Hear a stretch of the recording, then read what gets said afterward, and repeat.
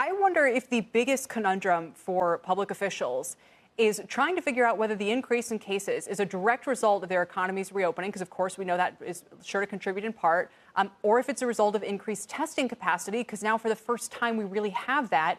How do you figure that out?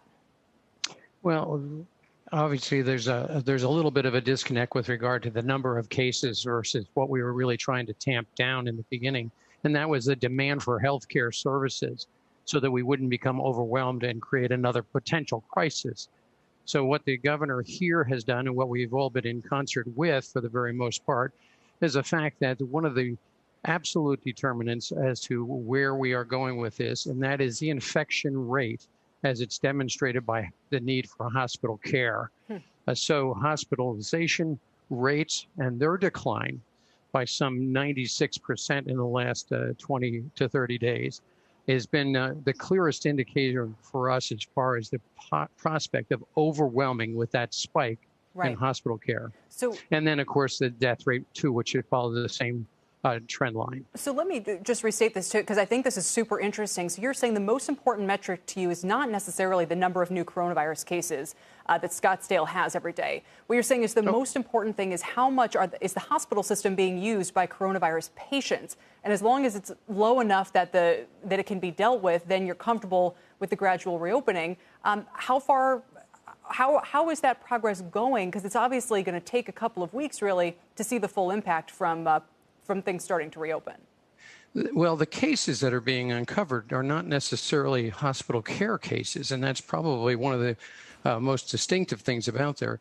If we were just to test everybody from the standpoint of safety, that really doesn't mean too very much. But what it does do is identify someone who may still have the protein, and they may have had it and have overcome it, or they're asymptomatic and they're not going to require the care, whatever it might be, that in just developing the number of cases through a massive testing program doesn't really tell us what we need to know with regard to the mission. And the mission was to make sure whatever spike was coming upon us with the infestation and the transmission person to person, that it could be tamped down, that spike could be made to a lower curve so that we didn't have another disaster, and that's people not being able to receive care.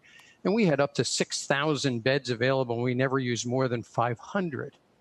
So and frankly, even to ICU beds, we tracked as well. And both of them are trending way down, and frankly, never came to a point, even with the elevated levels that we once experienced. Yeah, no, that's interesting, a different way of looking at it. So, I think of Scottsdale as a pretty kind of upscale community. I think of a lot of people who live there part of the year, maybe even come from the tri-state area, which has been really hard hit. Are you getting transmission back and forth? Are you thinking about any changes? Kind of say to people, hey, maybe this year you stay here year round, or you stay put year round, or anything like that? No, I'm sorry. I'm not quite sure. Stay year round? Or right. If you have snowbirds, so to speak. Yeah. And some of them have stayed.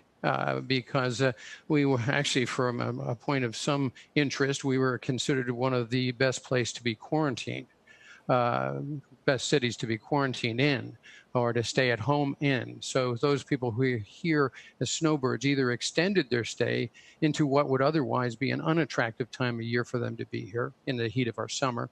And I haven't known that we've really monitored that, but I personally know people that did stay, and that people that are actually coming back early in some respects, depending upon the level of opening up. So we're looking at that as a potential plus in, we were talking earlier about the audience of people who will use the facilities, whether they're salons or whether they're retail sales or they're restaurants. And we have our marketplace is heavily invested in tourism and, frankly, second homes, and to some degree as well, retirees. So it's a place that people want to use these amenities on a larger scale. Now, there'll be some comeback as far as people who just simply are concerned, particularly those who are most vulnerable. And we're developing protocols for those industries and those businesses to make sure that they're as secure as they can possibly be.